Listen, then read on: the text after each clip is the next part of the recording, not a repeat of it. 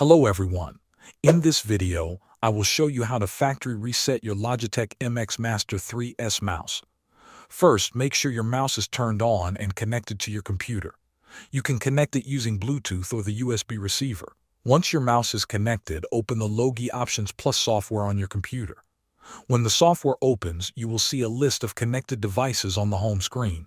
Look for your MX Master 3S mouse and click on it. This will open the main settings page for your mouse. Now, find the settings section within the app. This is usually located in a tab or menu labeled Settings. Click on it to open more options for your mouse configuration. Scroll down through the settings until you find an option that says Restore to Default or Reset to Default Settings. Once you see it, click on that option.